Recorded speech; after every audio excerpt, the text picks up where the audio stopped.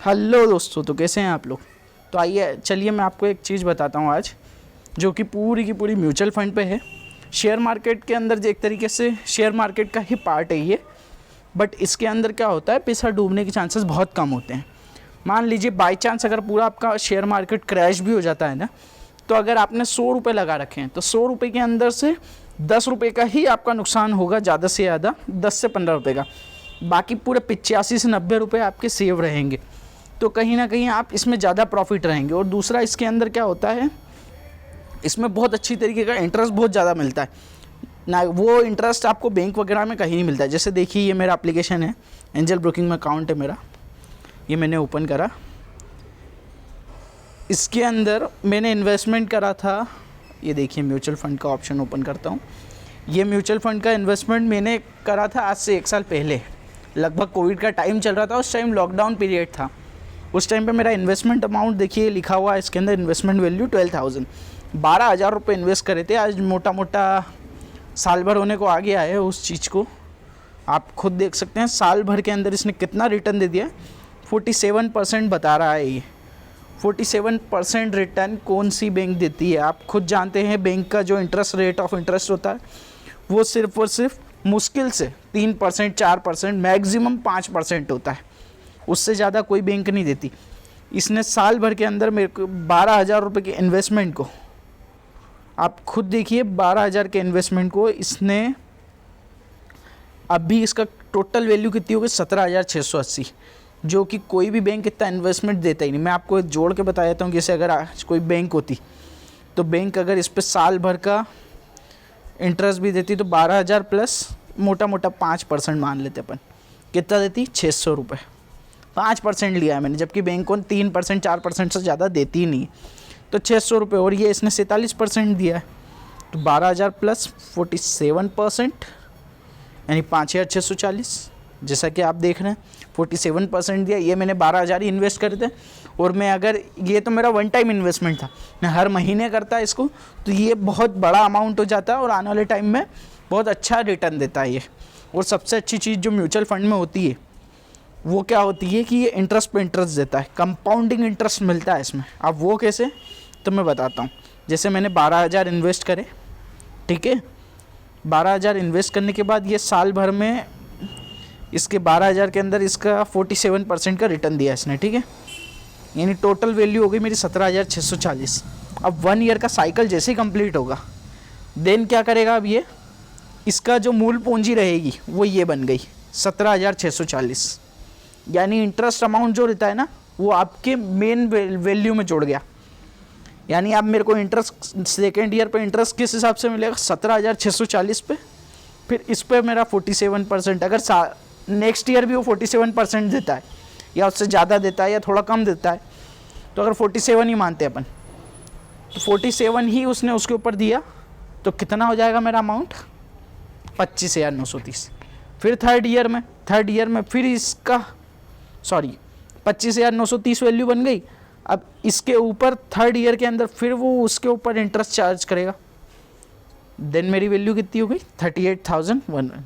तो इस पर कंपाउंडिंग इंटरेस्ट मिलता है। कंपाउंडिंग क्या होता है, जैसे ही 1 ईयर कंप्लीट होता है आपका जो इंटरेस्ट अमाउंट होगा वो आपका मूल पूंजी में मिल जाएगा, यानी जो मेन वैल्यू रहेगी आपकी उसमें मिल जाएगा।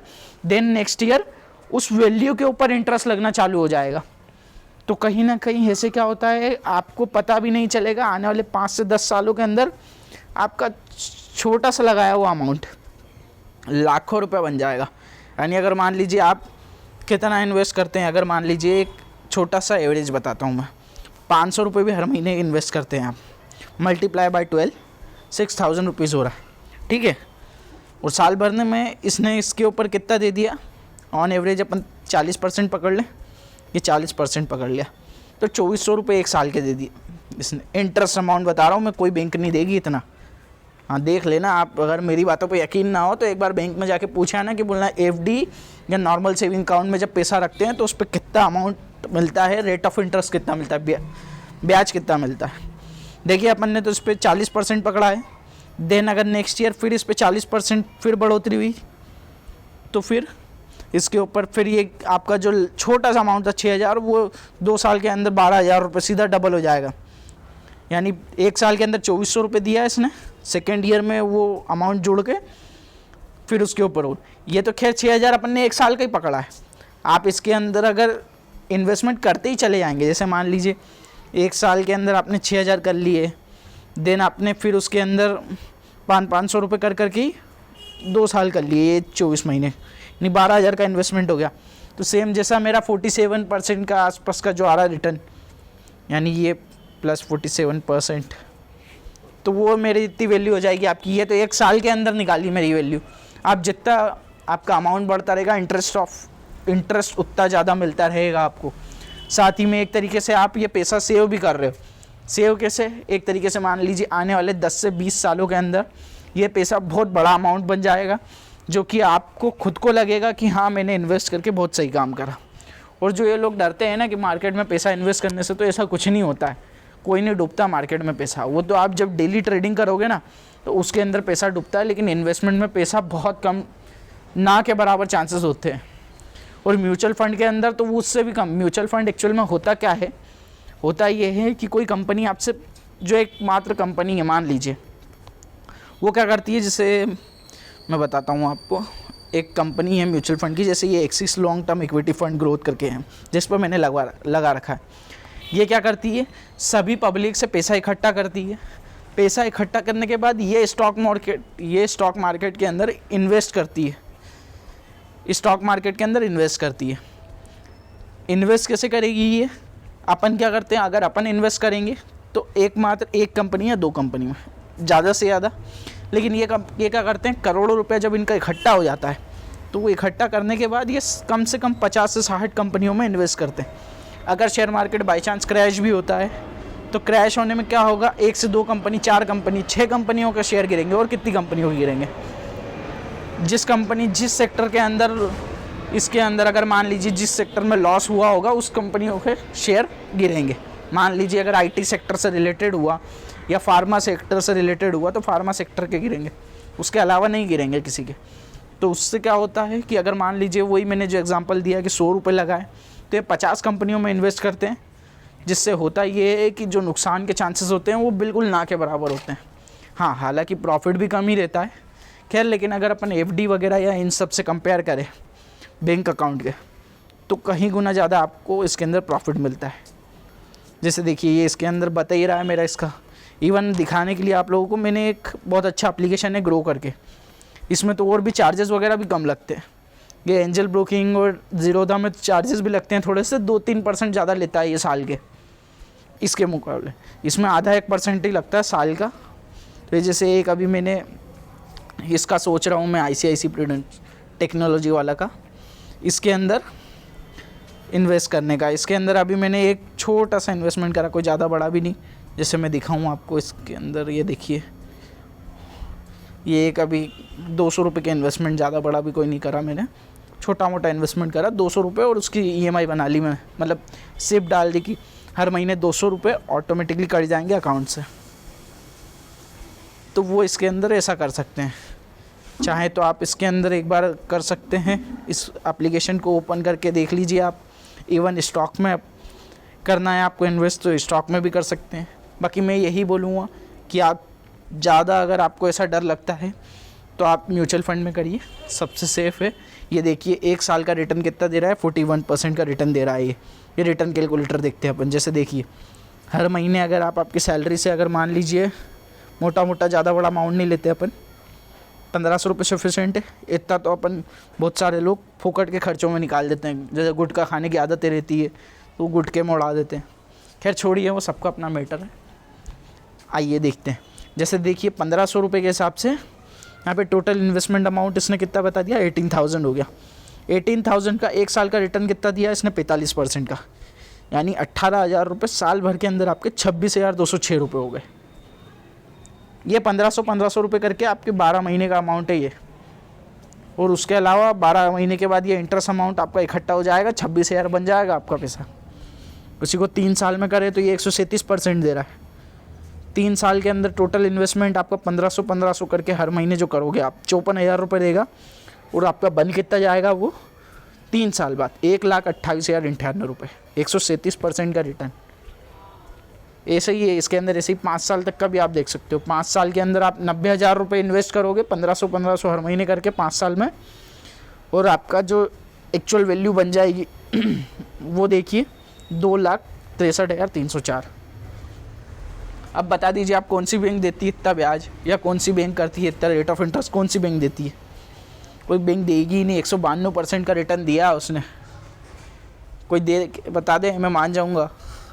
और इवन इसके अंदर आप अगर आपका पर मंथ का वो भी बढ़ाते हैं ना, जैसे मान लीजिए आपके पास ज़्यादा पैसा बचता है, ज़्यादा पैसा आप इसके अंदर इन्वेस्ट कर सकते हैं, तो आप जितना ज़्यादा करोगे उतना अच्छा आपके लिए। जैसे मान लीजिए ऑन एवरेज 5,000 रुपये लेते हैं अपन, 5,000 लेते तो 5,000 से 1 साल का इन्वेस्टमेंट कितना होगा? 54,000 रुपये। तो 54,000 का 45% रिटर्न कितना हो रहा है? 78,618 रुपीज़। वही 3 साल में देखे तो 1,62,000 इन्वेस्ट करा, 3,84,000 बन गया। 5 साल में 2,70,000 आपने इकट्ठा करके उसमें डाला, सॉरी वो उस पर हो गया। आपने जैसे ये 5 साल के अंदर 3 लाख रुपए आपने इसके अंदर इन्वेस्ट करे 5-5 हज़ार करके हर महीने, जो जैसे मान लीजिए 12 24 12 36 और 2 साल और टोटल 5 ईयर्स के अंदर आपने इसमें इन्वेस्ट करे 3 लाख रुपए हर मंथ 5-5 हज़ार रुपये इन्वेस्ट करके। देन 5 साल बाद आपका जो अमाउंट बन गया वो कितना बन गया? 8,77,681। तो ये होता है आपका फ़ायदा। और वो अगर आप बैंक में इतना पैसा अगर रखो तो बैंक में आप खुद देख लेना कितना बढ़ता है। साल भर में आपको भी पता है 1 लाख रुपए रखते होगे बैंक अकाउंट में, तो साल भर के अंदर 1 लाख रुपए का मुश्किल से मोटा मोटा आपको ज़्यादा से ज़्यादा 3 या 4 हज़ार रुपये, मेरे ख्याल से 4 या 5 हज़ार रुपये ही ब्याज मिलता होगा। और इसमें जितना ज़्यादा आप इन्वेस्ट करोगे उतना ज़्यादा फ़ायदे में रहोगे। ये देखिए फंड साइज, इसने टोटल कितना पैसा इकट्ठा करा लोगों से, ये देखिए यहाँ लिखा रहता है 6,319,00,000 के आसपास मायने रखता है इतना पैसा।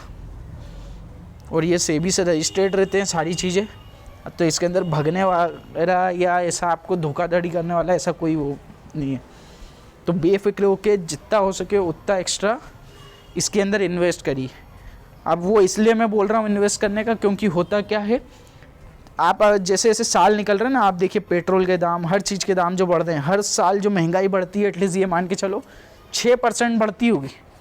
इतनी तो अपनी सैलरी भी नहीं बढ़ती है 6% हर साल, जितनी महंगाई बढ़ते जा रही है। तो उस हिसाब से अगर आप इसमें करोगे तो इसके अंदर फ़ायदे में रहोगे। ये साल का रिटर्न जो दे रहा है 40 से 45% का दे रहा है, तो जितना ज़्यादा से ज़्यादा बचा के इसमें इन्वेस्ट करोगे आने वाले टाइम में वो पैसा आपके ही काम आएगा, ना कंपनी के पास रहेगा, कंपनी से आप निकाल सकते हो। और ये चीज़ जो आप एक बार जो टेन्योर सेलेक्ट कर रहे हो ना, इसके बाद पड़े रहने दो तो भी अच्छा है। और अगर आपको पैसा निकालना है तो आप पैसा निकाल भी सकते हो म्यूचुअल फंड से।